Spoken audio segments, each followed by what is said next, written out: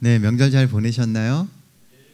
네, 아마 이번에는 연휴가 좀 길어서 그래도 고향 다녀오시고 또 오셔서 피로를 회복하고 하시는 데는 좀 도움이 됐을 거라고 생각을 합니다.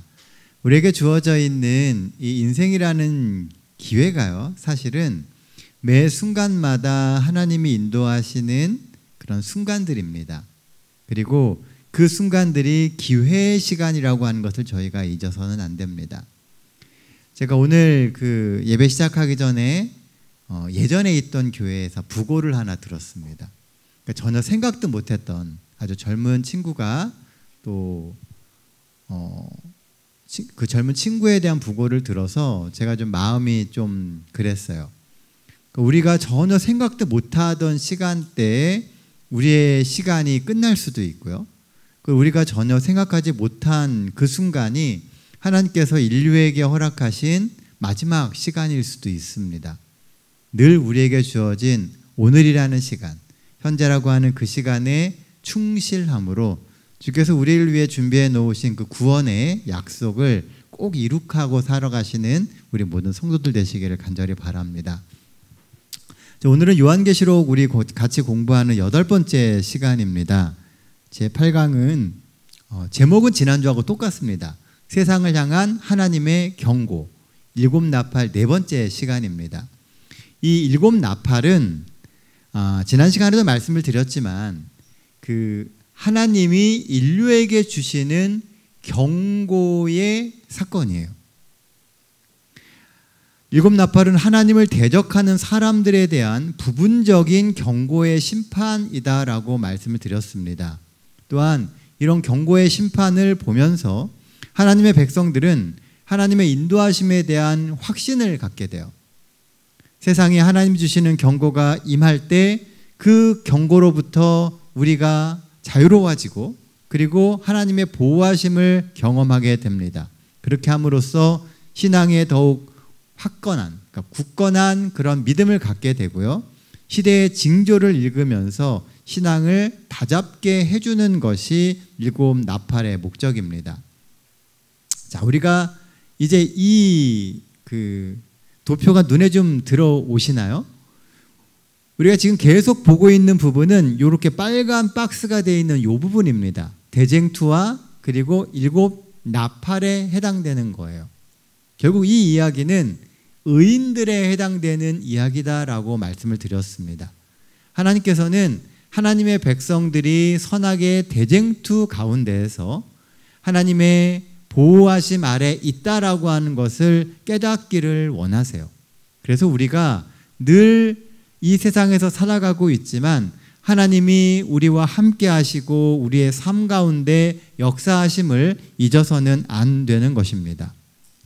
또한 이런 하나님의 심판은 모두 우리가 드리는 기도, 성도들이 드리는 그 기도의 응답으로 인한 하나님의 개입이다라고 말씀을 드렸어요. 우리가 드리는 기도가 그냥 허지로 사라지는 것이 아니고 인류의 역사의 마지막 순간을 향해서 나아갈 때 그 기도가 그 마지막 순간의 원인이 된다는 겁니다. 그래서 심판의 형태를 띠고 있지만 7나팔은 심판이 아니라 경고예요. 그 모습을 보며 깨닫고 확신하라는 것이죠. 믿는 자들을 보호하시는 것을 보여주시고 증명하시는 시간이 7나팔의 시간입니다. 자, 우리가 나팔을 쭉 4째 나팔까지 공부를 했었는데요. 결국 이 나팔에 흘러가는 흐름을 보시면 현대 인본주의로 인한 복음의 상실이 심판이라고 하는 것을 잊어서는 안 된다는 겁니다. 그러니까 마지막 시대에 많은 사람들이 복음을 잃어버리고 살아가는 이것이 하나님이 마지막 시대에 주는 경고성 심판의 한 모습이라는 거예요. 사단의 영적 영향력 아래서 빛을 잃고 살아가는 세상에 예수 그리스도를 통한 복음의 빛을 다시 비추게 하는 것이 우리가 새천사로 살아가고 있는 우리의 임무이고 역할입니다. 이런 세상을 보며 다시금 더 신실한 성도로 또 말씀의 터전 위에 굳게 서서 살아가는 우리가 되어야 한다라고 하는 것이 이 나팔을 통해서 우리가 배워야 될 교훈이라고 하는 것이죠. 그런데 이런 모든 경고성 재앙이 4번 쭉 반복된 다음에요, 우리가 지난 시간에 공부했던 5번째 나팔을 뭐라고 이야기를 하냐 하면 이 화라고 이야기를 하고 있어요. 이 5째 나팔은 첫 번째 화가 되는데, 하나님 중심의 신학이 하나님에 대해서는 거의 또는 조금도 여지를 주지 않는 무신론적 인간 중심의 철학으로 대치되는 것이 화다라고 이야기하고 있다는 거죠. 오늘날 많은 곳을 볼 때 하나님이 계셔야 할 그 자리에 무신론적인 인간 중심의 철학이 자리를 잡고 있습니다. 그러니까 인본주의라고 하는 것이 나쁜 것이 아니에요. 세상의 근본은 사람이다라고 하는 것은 성경에서 이야기하는 매우 중요한 기별입니다. 그런데 창세기에 나오는 인본주의와 오늘 우리가 이야기하는 인본주의는 좀 다르다는 거예요.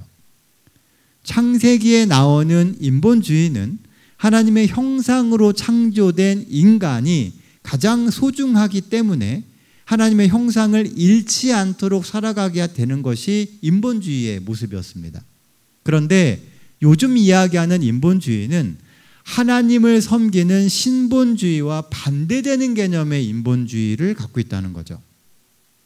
그래서 인간을 위해서라면 모든 것이 희생되어도 괜찮고 인간만이 오직 유일한 가치다라고 여기는 것이 현대적 인본주의예요. 그래서 자연스럽게 인간의 삶 속에 하나님이 들어오시는 것을 배제시키는, 빼는 것이 바로 현대 인본주의의 모습인 것입니다. 우리는 이것을 통해서 몇 가지 중요한 그 교훈을 얻을 수가 있어요. 첫째, 9장 1절에 나오는 말씀처럼 사단이 무적행의 열쇠를 갖고 그릇된 복음으로 세상을 오염시키고 있다는 겁니다. 그 전까지는 하나님께서 제어해 주셔서 이 사단이 자신의 악한 천사들과 함께 세상을 마음대로 하지 못했어요. 그런데 마지막 때의 어느 시점이 되면 하나님께서 그 사단이 자신이 갖고 있는 모든 것들을 다 할 수 있는 기회를 주신다는 겁니다. 그래서 사단이 원래 어떤 속성과 어떤 모습을 갖고 있는지를 온 인류와 우주 거민이 깨달을 수 있도록 한다는 것입니다. 그럼에도 불구하고 하나님의 백성은 보호하심을 받을 약속을 주셨다라고 하는 것이 우리가 이 나팔기벌에서 깨달을 수 있는 두 번째 중요한 교훈이에요. 특히 성령으로 하나님의 인치심을 받은 사람들은 이 5째 나팔의 재앙에서 제외되지만 약간의 시련은 받을 것이다 라고 이야기합니다. 이런 시련은 성도들의 믿음을 더욱 굳게 하고 하나님의 보호하심을 경험하는 아주 소중한 경험이 되게 될 거예요. 그러니까 믿음 생활을 한다라고 하는 것이 시련이 없는 것이 아니고요. 시련이 있음에도 불구하고 그 시련 가운데 하나님이 나를 지켜주신다라고 하는 것을 경험하는, 이 체험하는 복음을 갖는 시간이 될 거라는 것이죠. 어쩌면 우리 중 누군가는 지금 그 시간을 겪고 있을지도 모릅니다. 왜 하나님을 열심히 믿는데도 내 삶 속에 이런 어려움들이 있을까? 그 너머에 보면 하나님이 그 어려움 속에서도 우리를 지켜주시고 우리를 구원하길 원하신다라고 하는 것을 깨달을 수 있는 그런 기회의 시간을 우리가 살아가고 있다라는 것을 깨달을 수 있다는 겁니다. 그래서 오늘 함께 살펴볼 말씀은요, 이제 6째 나팔에 해당되는 부분입니다. 먼저 계시록 9장 13절로 15절에 있는 말씀을 읽겠습니다. 우리 찾으신 분 한번 읽어주세요. 요거 한번 읽어주십시오. 네, 크게 읽어주세요.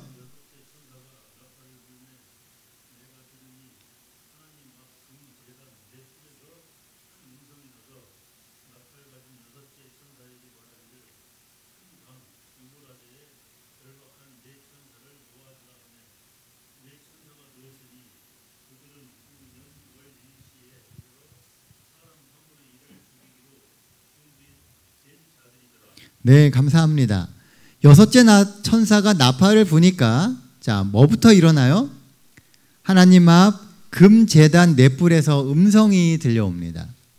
아주 기이한 이야기죠. 읽으면서도 눈에 확 들어오는 이야기가 아니에요. 그렇죠? 여섯째 천사가 나팔을 부니까 하나님 앞 금제단에서 음성이 나옵니다. 이 금제단은 분향단이다라고 첫째 나팔을 설명할 때 제가 말씀을 드렸었습니다. 그 분향단에는 성도들의 기도가 들어있어요. 그리고 거기에 예수 그리스도의 중보 사업이 더해져서 올라가는 것이 향단의 연기다라고 말씀을 드렸었습니다. 우리가 드렸던 그 기도에 예수님의 중보의 그 노력이 더해져서 하나님 앞에 드려지는 것입니다. 그러므로 금제단에서 나오는 이 음성은 성도들을 위하여 중보하시는 예수 그리스도의 음성이에요. 우리는 여기서 몇 가지 사항을 유추해 볼 수가 있습니다. 첫째, 향단에서 여전히 기도가 올려지고 있다는 것입니다. 이것은 예수 그리스도의 사역이 여전히 진행되고 있다는 의미이고요. 이것은 하늘 성소의 첫 번째 칸의 사역이 여섯째 나팔 동안에도 여전히 진행되고 있음을 의미하는 거예요. 자, 그 이야기는 오늘 은혜의 시기를 살아가고 있는 우리의 이 시간이 바로 여섯째 나팔이 불려지고 있는 시간이라는 것입니다. 그러므로 여섯째 나팔 동안에도 성도들은 여전히 은혜의 기간 안에 있음을 확신할 수 있어요. 그 세상에 경고성 심판이 주어지고 있지만 예수 그리스도의 중보의 기도가 여전히 이 첫째 칸에서 있고요. 우리는 그 중보를 경험하며 살아가고 있다는 것입니다. 그리고 예수님이 직접 그 심판에 개입하고 계시다는 거예요.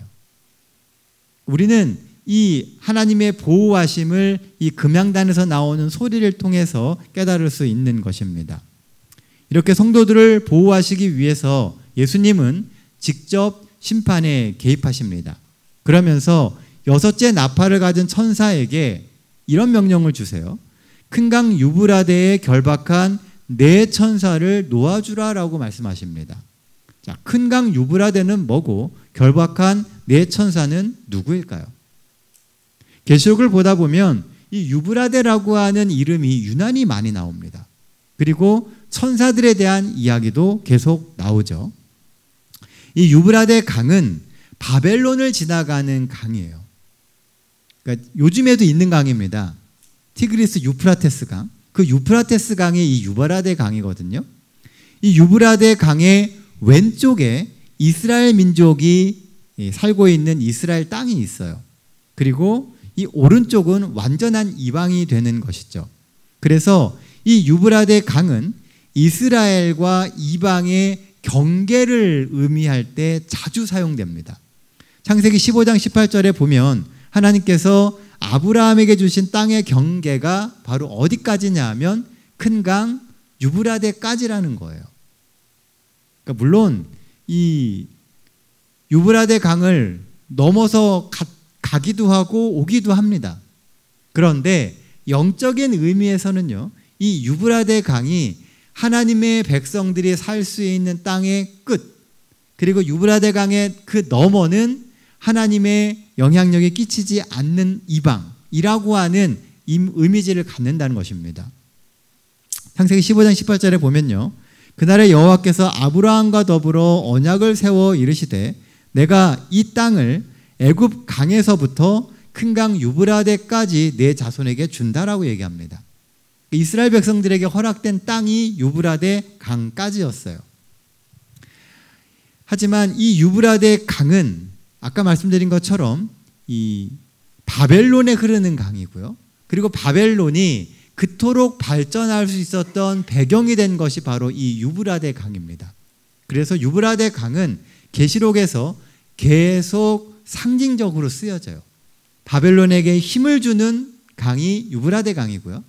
바벨론의 모든 것을 풍요롭게 만드는 곳이 또한 유브라데 강입니다. 하지만 이 유브라데 강이 하나님의 백성들에게 있어서는 넘어서는 안 되는 경계라고 하는 것입니다. 자, 그렇다면 이 유브라데 강에 묶여있는 천사들은 누구일까요? 이 천사들의 실체를 알아보려면 계시록 7장으로 가봐야 돼요. 이 천사들이 받은 사명이 있었습니다. 그것이 뭐였냐면 바로 심판의 사명이었어요. 계시록 7장 1절로 4절에 있는 말씀입니다. 이 일 후에 내가 네 천사가 땅 네 모퉁이에 선 것을 보니 땅의 사방의 바람을 붙잡아 바람으로 하여금 땅에나 바다에나 각종 나무에 불지 못하게 하더라. 또 봄에 다른 천사가 살아계신 하나님의 인을 가지고 해 돋는 데로부터 올라와서 땅과 바다를 해롭게 할 권세를 받은 네 천사를 향하여 큰 소리로 외쳐 이르되 우리가 우리 하나님의 종들의 이마에 인치기까지 땅이나 바다나 나무들을 해하지 말라 하더라. 내가 인침을 받은 자의 수를 들으니 이스라엘 자손 각 지파 중에서 인침을 받은 자들이 14만 4천이니 라고 하는 말씀이 나옵니다. 여기 보시면 네 천사가 땅 모퉁이에 바람을 붙잡고 있어요. 그런데 이 바람이 뭘 의미하냐면 땅과 바다를 해롭게 하는 것입니다. 이 네 천사는 그 땅과 바다를 해롭게 할 권세를 갖고 있는 천사였어요.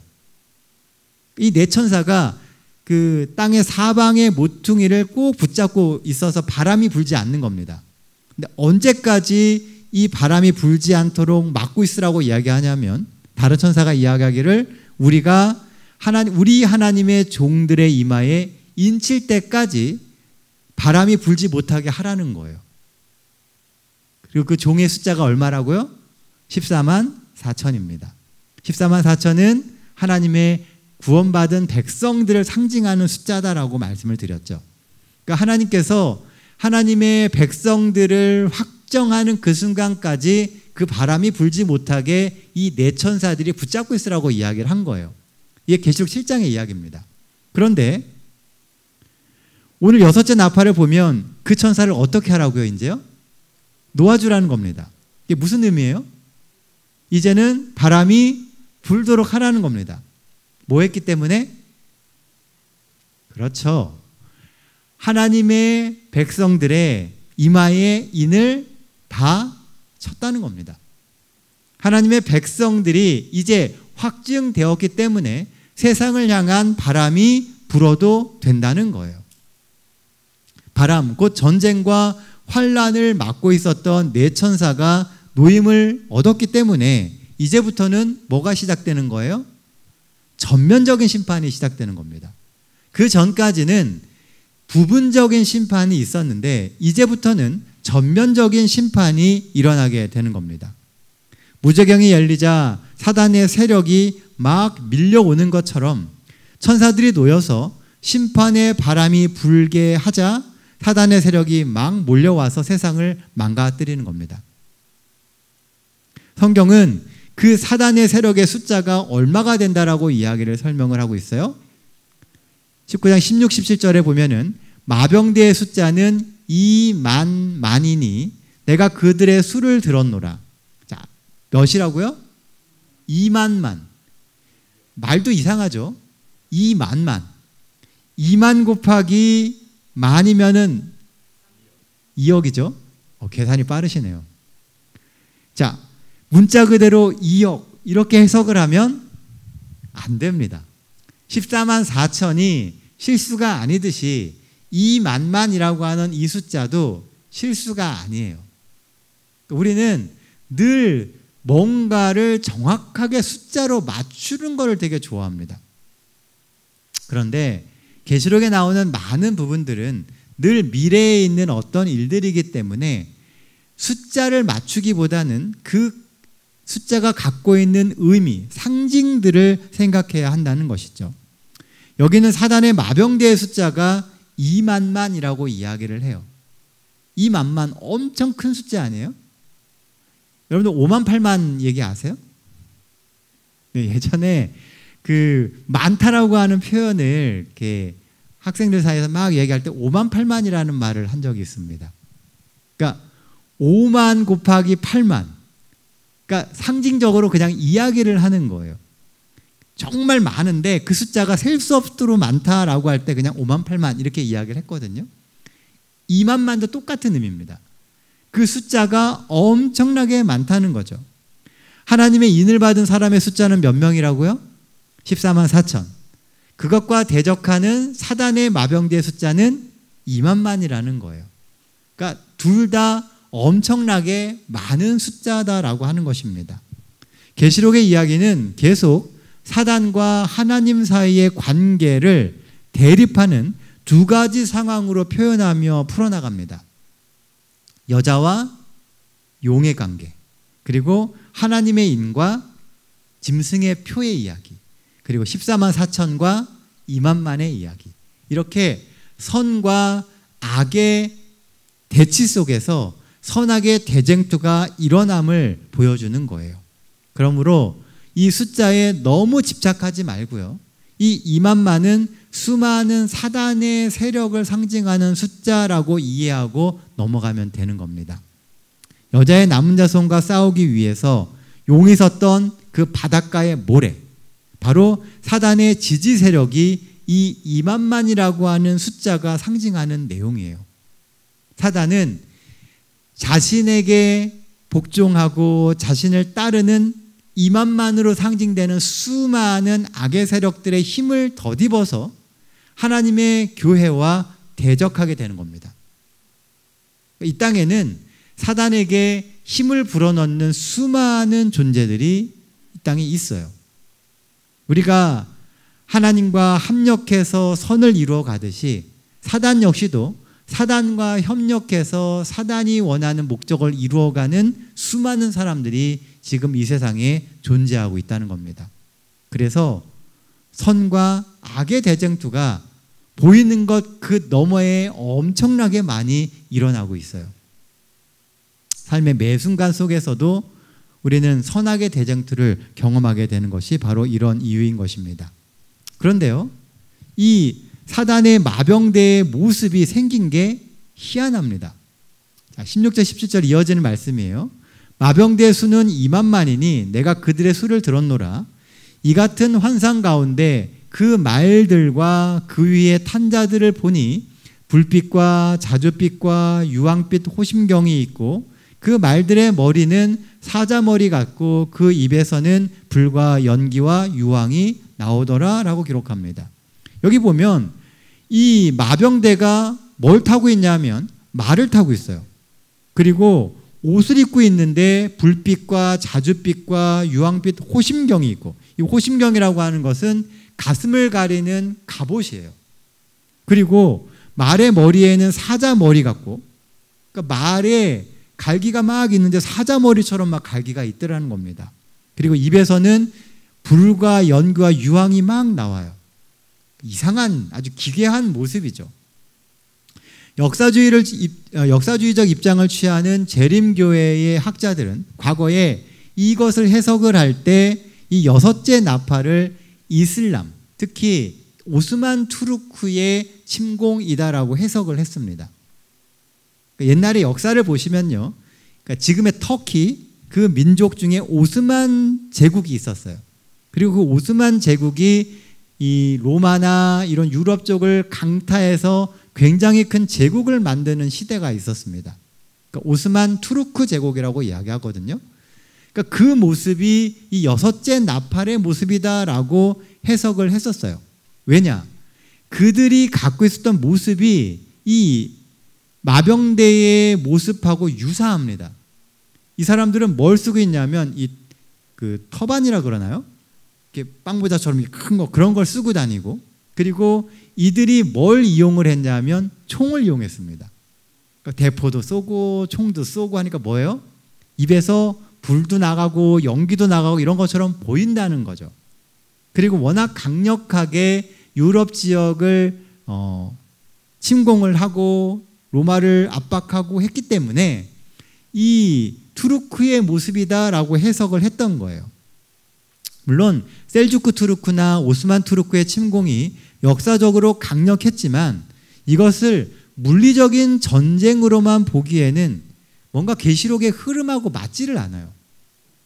그러니까 우리는 역사라고 하는 데에다가 그것을 맞추려고 비슷한 게 뭐가 있나 이렇게 찾다 보니까 거기다 맞춘 것이지, 도리어 전체적인 계시록의 흐름으로 보게 될 때에는 어떤 물리적인 전쟁으로 맞추는 것이 계시록의 전체적인 흐름에 잘 맞지 않는다는 겁니다. 계시록은 후반부로 가면 갈수록 모든 선악의 대쟁투는 영적인 것으로 나타나요. 물리적인 전쟁이 아닙니다. 그래서 이 여섯째 나팔의 모습, 이 마병대의 모습도 어떤 물리적인 전쟁, 하나님을 거역하고 하나님을 대적하는 어떤 세력이 그 갖는 모습, 전쟁으로 이렇게 묘사하기보다는 마지막 시대에 있게 되는 영적인 해석으로 보는 것이 훨씬 더 계시록의 전체적인 흐름에 맞다고 생각을 합니다. 그래서 근래 계시록을 해석하는 많은 분들의 시각은 이건 역시도 영적인 해석으로 보고 있어요. 그래서 눈에 보이는 형태보다 이들이 행하는 행태에 더 주목해서 봐야 된다라고 이야기를 하고 있다는 겁니다. 다섯째 나팔의 메뚜기들은 꼬리로 사람을 해쳤는데 여섯째 나팔에서는 입에서 나오는 불과 연기와 유황으로 사람들을 죽이죠. 역사주의를 믿는 학자들은 이 불과 연기와 유황의 모양이 아까 말씀드린 것처럼 현대 전쟁의 무기인 화약이나 포탄, 대포 등과 유사하다고 해석을 하면서 현대 전쟁에 적용하기도 합니다. 그러나 성경에 보면요, 불과 연기와 유황은 늘 하나님의 심판의 상징으로 나옵니다. 이 세 재앙, 곧 자기들의 입에서 나오는 불과 연기와 유황으로 말미암아 사람 3분의 1이 죽임을 당했다라고 이야기를 합니다. 또한 창세기 19장 24절 28절에 보면요, 여호와께서 하늘 곧 여호와께로부터 유황과 불을 소돔과 고모라에 비같이 내리사 소돔과 고모라와 그 온 지역을 향해 눈을 들어 연기가 옹기가마의 연기같이 치솟음을 보았더라라고 기록을 합니다. 유황이 내리고 불이 있고 연기가 있죠. 하나님의 심판의 모습을 상징하는 것이 바로 불과 연기와 유황의 조합이에요. 그러니까 마지막 때에 하나님의 심판이 있다는 겁니다. 이게 어디서 나온다고요? 입에서 나온다는 겁니다. 성경은 이 입이 사단이 마지막 시대 사람들을 미혹하고 속이는 도구로 쓰여짐을 예언하고 있습니다. 이 입과 꼬리는 결국 사단이 사람들을 속이기 위해서 사용하는 거짓말과 왜곡된 복음을 상징한다고 볼 수 있어요. 우리는 이미 이 꼬리가 거짓을 가리키는 거짓 선지자라는 것을 우리가 지난 시간에 배우지 않았습니까? 말과 거짓된 사상으로 사람들을 공격하는 거예요. 사람들의 사상을 망가뜨리고 사람들이 영적으로 희미해지도록 만드는 겁니다. 혼란스럽게 만드는 거죠. 그러므로 나팔로 상징되는 심판의 쟁점에는 선악의 대쟁투를 가로지르는 사상의 전쟁이 있음을 우리는 알 수 있습니다. 그래서 그 말에 속아서 수많은 이들이 사단의 편에 속하게 되고 하나님을 대적하면서도 자신들이 그런 삶을 살고 있음을 깨닫지 못하는 시대를 살게 된다는 거죠. 그게 마지막 시대의 모습이라는 거예요. 그게 오늘날 세상이 이처럼 반기독교적인 배경 속에서 흘러가는 원인인 것 같습니다. 사단이 이 쓴물이 되어서 세상을 혼란스럽게 만들고요. 결국은 그의 거짓된 복음으로 오늘 우리의 모든 생각과 이 땅의 사상들을 하나님께로부터 멀어지게 만드는 그 일을 하고 있다는 겁니다. 근데 자세히 보면은요, 다섯째 나팔과 여섯째 나팔은 매우 유사한 부분이 많습니다. 같은 근원에서 같은 방향성을 갖고 가고 있다는 거예요. 그런데 다섯째 나팔과 여섯째 나팔의 차이가 있습니다. 그게 뭐냐 하면 사람을 괴롭게만 할 것이냐 아니면 죽일 수 있느냐입니다. 여섯째 나팔은 다섯째 나팔보다 더 심각하게 진행이 된다는 거죠. 다섯째 때는 다섯 달 동안 괴롭게는 할 수 있지만 죽이지는 못했습니다. 그러나 여섯째 때는 사람을 죽이는 것까지 허락이 됩니다. 강도가 더해진 거죠. 시간이 지날수록 진리가 아닌 거짓이 가득해지므로 수많은 사람들이 죽음에 이르게 되는 그런 의미를 갖게 되는 겁니다. 그 사상으로 사람이 죽기 시작을 해요. 그러므로 진리를 붙들고 그 진리에 마음을 두는 것이 중요합니다. 마지막 시대가 되면 될수록 우리는 진리 위에 더욱 굳게 서야 돼요. 그리고 그 진리를 머리로만 아는 것이 아니라 마음으로 확정하고 삶에서 그것을 실천하는 삶을 살아야 합니다. 진리 위에 든든히 서지 못하면 우리 역시도 어느 날 갑자기 그 사단의 생각 가운데 동조하게 되고 휩쓸릴 수 있게 된다는 것이죠. 결국 선악의 대쟁투는 진리를 가진 자와 그 진리를 혼잡게 하는 사단과의 영적 전쟁이기 때문에 그렇습니다. 그런데 안타까운 것은요, 용케 이 재앙을 피해 살아남은 사람들이 회개하기를 거절한다는 거예요. 회개케 하시는 성령의 역사가 계속됨에도 불구하고 회개를 거절하는 이들의 선택은 왜 그들이 구원을 잃게 되었는지에 대한 충분한 설명이 됩니다. 하나님의 인도하심과 호소하심이 여전히 있음에도 불구하고 이들이 그것을 거절한다는 거예요. 구원의 기회가 없는 게 아니라 기회가 있음에도 그들이 거절하는 그런 역사가 마지막 때에 나타나게 될 거라는 겁니다. 예수님의 중보 사역이 없어서가 아니라 충분한 증거들과 회개의 기회가 주어짐에도 불구하고 구원을 가치없게 여기는 이러한 선택은 사단이 뿌린 쓴물, 곧 거짓된 복음의 결과가 얼마나 무섭고 극단적인지를 보여줍니다. 오늘 우리는 회개의 기회, 구원의 기회를 잘 붙들고 있습니까? 하나님이 우리에게 주시는 이 은혜의 시기를 우리는 정말 은혜롭게 누리고 있습니까? 성령께서 우리에게 주시는 회개의 부르심에 우리는 임하고 있습니까? 이 저녁 우리의 삶에서 일어나는 나팔의 재앙을 다시금 느끼며 회개의 돌이킴으로 한 걸음 더 나아가시는 우리 모든 성도들 되시기를 간절히 바랍니다. 자, 여섯째 나팔이 불 때에는 확실히 마지막 때이며 그때의 특징은 아마겟돈 전쟁을 위해 집중적으로 준비되는 때다라고 이 알기 쉬운 요한계시록에 보면 기록을 하고 있습니다.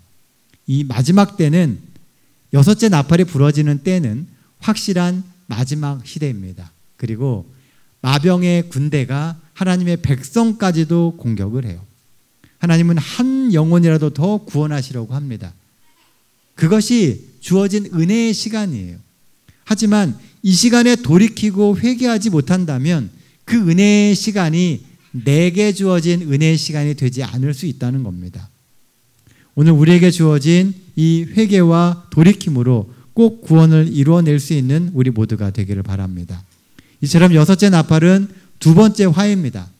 사단의 전면적인 공세가 나오고 왜곡된 복음과 거짓말들이 세상의 많은 사람들과 선택된 하나님의 백성들까지도 죽음으로 몰아넣는 무서운 재앙과 심판이 여섯째 나팔입니다.